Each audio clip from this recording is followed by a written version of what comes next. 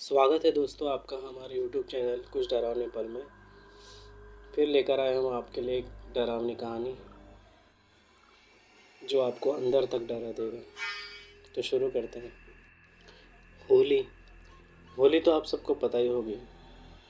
और होली के एक दिन पहले जो होली का दहन होता है उसके बारे में काफ़ी लोग जानते हैं और काफ़ी लोग नहीं भी जानते। होली का दहन वो मान्यता है। अब हम आपके घर की सारी परेशानियाँ तकलीफ़ें जो कुछ भी है उस होली के में विसर्जन कर देते हैं। हमारे घर की हमारे जितनी तकलीफ़ें हैं, जिसमें जो नेगेटिविटी है, जितनी भी चीज़ें होती है हम इस होलिका दहन में होलिका में विसर्जन कर देते हैं, क्योंकि एक पवित्र अग्नि होती है और ये पवित्र अग्नि अपने साथ साथ सारी नेगेटिव एनर्जी को लेकर जाती है। पर अगर ऐसे करते वक्त अगर छोटी सी भी गलती हो जाए तो वो गलती हमें परेशानी में डाल सकती है, काफ़ी ज़्यादा परेशानी में डाल सकती है। ऐसी कुछ गलती कालीपुर के गांव में लोगों ने की थी, जिसकी सज़ा लोग आज तक भुगत रहे हैं। इस वीडियो को अंत तक देखना दोस्तों, कि कहीं ऐसा ना हो कि आपसे भी ये गलती हो जाए। तो इस वीडियो को ज़रूर अंत तक देखिएगा। एक कालीपुर का गांव था जो अपने होलिका जलाने में काफ़ी मशहूर था। उस गांव में होलिका दहन जो था बहुत ही धूमधाम से मनाया जाता था। कई कई जगहों से, कई कई अलग अलग गांव से वहाँ पर लोग होलिका दहन के लिए आते थे। माना जाता है कि अगर उस वक्त होलिका दहन के वक्त अगर थोड़ी सी भी गलती हो जाए तो वहाँ की जो आत्माएं जो रहती हैं वो जागृत हो जाती हैं। करीब 100 साल पहले की बात है कि वहाँ पे एक लड़की रहा करती थी जिसका नाम था दीपा। दीपा जो थी वो कुछ अजीब अजीब तरीके की लड़की थी। वो एक अलग जगह पर रहती थी और कुछ क्रियाएं वगैरह या सोचो कि जादू टोना भी करती थी। अब तक उसने किसी को ऐसी कोई तकलीफ़ नहीं दी थी, उसकी वजह से किसी का कोई नुकसान नहीं हुआ था। पर लोगों को डर था कि कहीं ये, आप समझ जाओ कि शायद ये डायन तो नहीं है। अचानक एक बच्चे की अकाल मृत्यु होने से उन उन सबों को लगा कि कहीं ये जादू टोना उस डायन ने तो नहीं किया है, कहीं इस डायन ने तो उस बच्चे को नहीं मारा है। एक डर जो था वो सबके मन में और पूरे गांव में फैल गया था। उस डायन को मारने के लिए एक होलिका से बेहतर अपने गांव की नेगेटिविटी को, बुरी शक्तियों को जलाने के लिए होलिका दहन से और अच्छा कोई कोई मौका नहीं था। तो सब ने, पूरे गांव वालों ने एक प्लान कर लिया था कि यही एक समय है, ये एक पवित्र अग्नि है जिसमें हम इसे जलाकर अपने गांव को बचा सकते हैं। रात का समय था। उस लड़की को सारे गांव वालों ने उठाकर उसे उस होलिका दहन के पास लेकर आए और उसे ज़िंदा ही उस आग में जलाकर फेंक दिए। उस लड़की की जलती हुई चीख सारे गांव में गूंज रही थी।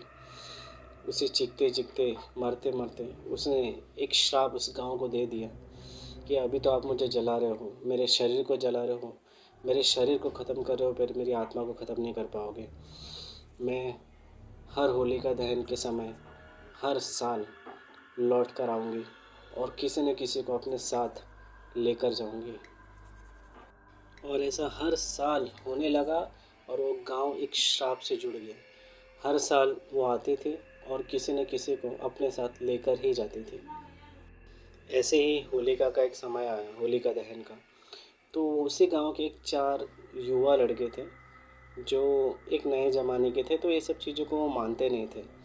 वो कहते थे कि ये सब चीज़ नहीं होता है और उस चीज़ को एक कोशिश ट्राई करना चाहते थे कि सही में ये सब चीज़ होता है, एक बार देखना ज़रूरी था। पर ये उन लोगों की सबसे बड़ी गलती थी, क्योंकि इस तरह की मान्यताएं, इस तरह के श्राप को छेड़ना नहीं चाहिए, क्योंकि इसका असर और इसका इंजाम बहुत ही बुरा होता है, काफ़ी भयानक होता है। जो उन लोगों को इस बात की भनक भी नहीं थी कि उनके साथ अब क्या होने वाला है। होलिका का दहन शुरू हो गया। होली जलाई गई, धूमधाम से मनाई गई। और होली जलने के बाद सारे गांव वाले चले गए, पर वो 4 लड़के थे, वो उसी जगह पर बैठे हुए थे उस होलिका के राख होने तक। हवा में एक अजीब सी ठंड महसूस हो रही थी। चारों तरफ राख ही राख था और धीरे धीरे आग की लपटें जो थी अब बुझना शुरू हो गई थी।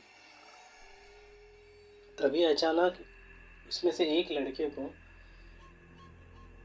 राख के चारों तरफ किसी के चलने के निशान दिखाई देने लगे और अजीब सी फुसफुसाहट महसूस होने लगी उन लोगों को।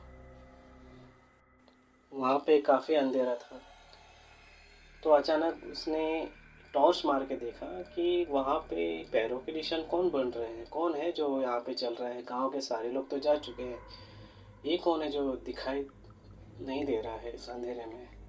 तो उन्होंने टॉर्च मारा तो उन्हें एक औरत दिखाई दी दोस्तों, जो कि लाल साड़ी में थी। उसके बाल जो थे एकदम बिखरे हुए थे, आँखों में जलती हुई ज्वाला जैसी थी। तभी धीरे धीरे उसने अपनी उंगली उठाई और उसकी तरफ इशारा करने लगा कि देखो वहाँ पे कोई तो है जो बहुत ही खतरनाक है और बहुत जली हुई अवस्था में लग रही है।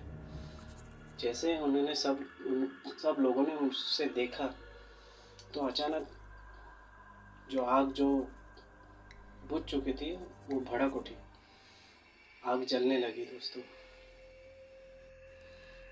उन्होंने जैसे ही चारों ने उस औरत को देखा तो वहाँ से ऐसे चिल्लाकर भागे। वो भाग ही रहे थे कि अचानक उस औरत ने उन चारों को अपनी तरफ खींच लिया।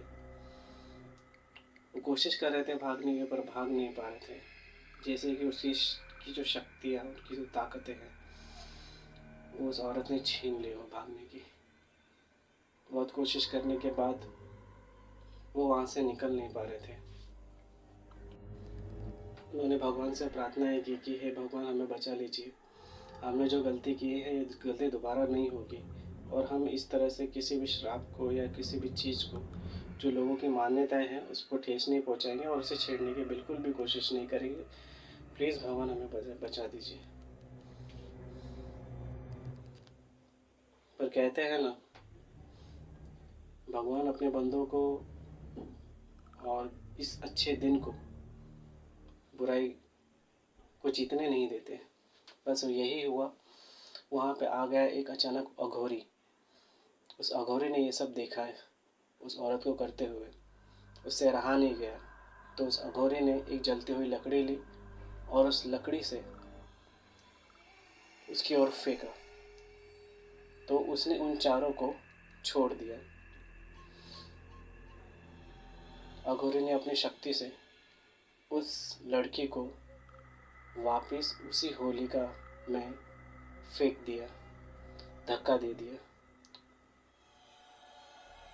उसने बहुत कोशिश की उस औरत ने अघोरी से लड़ने की, पर वो नहीं लड़ पाई और इस होलिका के पवित्र अग्नि में उसे फिर से समाना पड़ा। उस अघोरी ने काफ़ी मंत्र पढ़े, काफ़ी मंत्र जाप किए और उस श्राप को हमेशा हमेशा के लिए उस गांव से मुक्त करा दिया।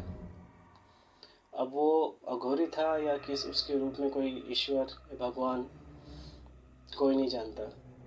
पर उस साल के बाद, उस समय से कई सालों तक जो घटनाएं हो रही थी वो बंद हो गई। इसलिए एक छोटी सी कहानी थी जो मैं आपको बताना चाहता था, क्योंकि अच्छाई में अच्छाई की जीत होती ही है। चाहे बुराई कितनी भी स्ट्रांग हो, बुराई कितनी भी आगे जाने की कोशिश करे, अपने आप को कामयाब रखने की कोशिश करे, पर एक न एक दिन उसका अंत भगवान ही करता है। तो इस होलिका के अवसर पर आपको होली की हार्दिक शुभकामनाएं।